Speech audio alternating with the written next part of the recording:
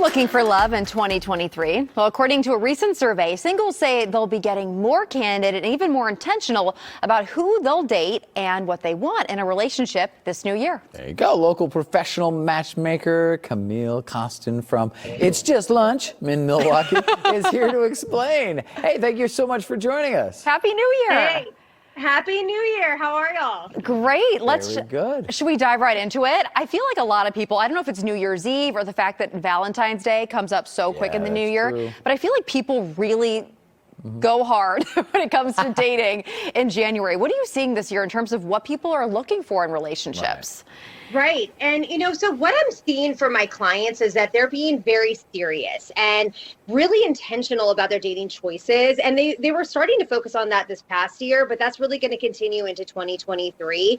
The pandemic really forced everyone and everything to slow down. And when the lockdown happened, singles especially really had nothing to do but to work on themselves, right? Or get worse. But, so really working on that self-reflection and self-improvement, what they want in a relationship, what they don't want. And that's really just continued, focusing on. And they're not interested in playing games, and they're being open and honest with what they want in a relationship. So they want those things back in return.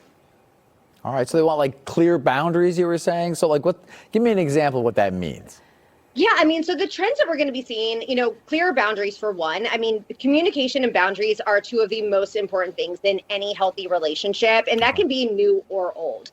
And, so when that can be putting boundaries on your emotional or physical needs. You don't want to also be in a codependent relationship where you can lose your sense of self. You still want to be you. You want to have your own hobbies, passions, interests. You don't, you can still have that independence, but put forth effort into spending quality time with your partner. Because of course we want a relationship that is going to make us feel alive and happy, but we're also going to see more authenticity. Singles want to make real connections and date real people.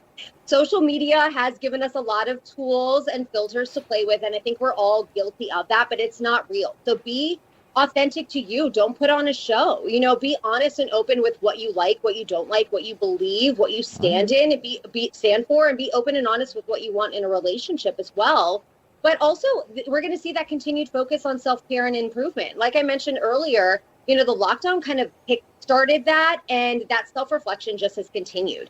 And the more you invest in your self-improvement and self-care, the better you're going to feel about yourself, and you're going to grow, and you're going to be confident in your own skin, which in turn will help you to be your most authentic self. Yeah. I always hear too, be the person that you would want to date, which I thought was kind of interesting. Sure. What's funny to me hearing all of this, Camille, is that I feel like when dating apps were first getting going, a lot of people were treating it almost like it was a video game. I think they were getting probably maybe a little too excited and just trying to go on as many dates as possible. Like there was some sort of trophy to be had at the end of it? It was I want to see how many people I can date at one time. But now it seems like you're saying that sort of, people are tired of that.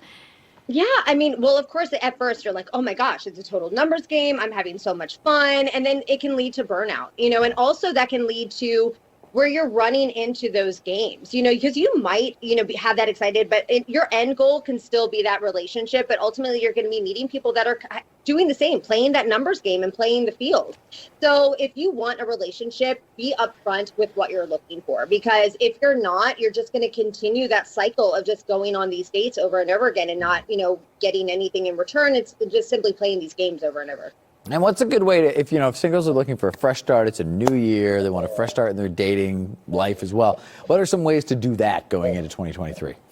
Yeah, I think you should, be present in the present moment, be in that moment. And I think that's really in every area of your life, but especially dating, but while you're getting ready for the date, of course, when you're on the date or after the date, when you're, reflecting on how it went, but also have a positive mindset and realistic expectations. Not every single date is going to be a winner, and chances are it probably won't, but that's okay.